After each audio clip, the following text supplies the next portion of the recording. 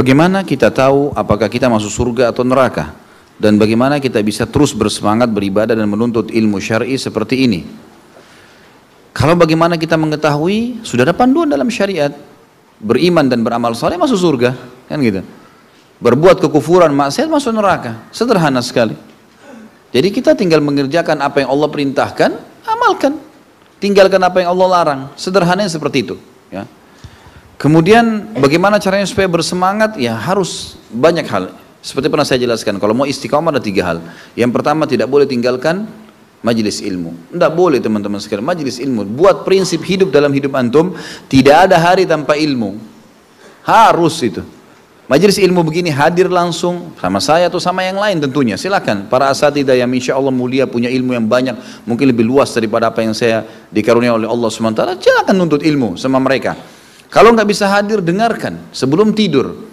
Saya sudah kasih itu hari solusinya. Salah satu solusi teman-teman sekalian adalah antum jadikan PR setiap malam. Jangan tidur mulai sekarang, mulai malam ini. Kalau belum diamalkan, baca kisah satu orang Nabi. Karena Nabi adalah orang yang paling baik. Mulai dari Nabi Adam AS. Sebentar antum pulang ini, luangkan waktu 15-20 menit, ketik di Google, kemudian tulis masalah Nabi Adam, kisah Nabi Adam. Baca tulisan teman-teman kita muslimin yang sudah menulis itu. Kita baca di situ tentang Nabi Adam. Besok pindah ke Nabi Idris, besok ke Nabi Fulan, Yusuf, Shu'aib, ya, Musa, Isa, terus sampai 25 Nabi dan Rasul. 25 hari, satu hari satu Nabi. Antum baca. Setelah itu pindah ke nama sahabat. Setiap malam, terus begitu. Setiap malam kita baca satu kisah. Kalau tidak dengarkan ceramah, ini ada masalah.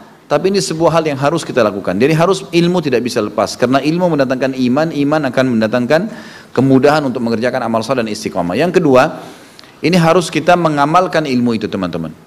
Berapa kali antum hadiri pengajian yang bahas masalah sholat malam? Pertanyaannya, sudah sholat malam belum? Berapa kali kita dengar ceramah tentang puasa Senin Kamis? Sudah puasa Senin Kamis belum? Masalahnya, orang punya ilmu banyak tapi tidak mau amalin. Ini yang jadi masalah. Jadi harus diamalin sama dia. Mulai teman-teman, amalkan. Kan? Mulai. Dan ibadah harus dipaksakan. Sudah saya bilang, paksa puasa Senin Kamis itu. Nggak ada orang mati karena puasa. Puasa saja, kalau ajalnya datang ya sudah, gitu kan? Puasa teman-teman. Sampai kapan syaitan mau bisikin kita, cuma puasa sunnah, nggak apa-apa? Nggak, kecuali punya udzur syar'i. Kenapa nggak puasa teman-teman sekalian?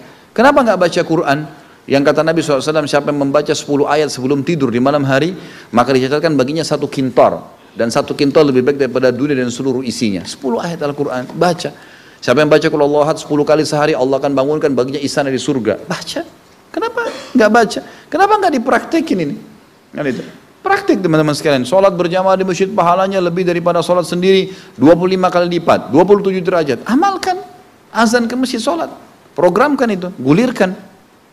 Yang ketiga, ya kita membentuk komunitas. Dan ini sudah pernah saya jelaskan. Komunitas teman-teman sekalian.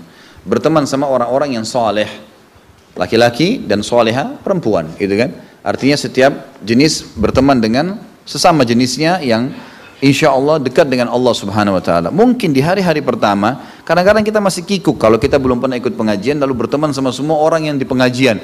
Mereka ngobrolnya tentang sebab turunnya ayat, kisah tentang seorang sahabat atau sebuah hadis misalnya. Ya mungkin kita belum nyambung di situ, nggak masalah. 1-2 hari, 3-4 hari, seminggu kita akan jadi terbiasa kan?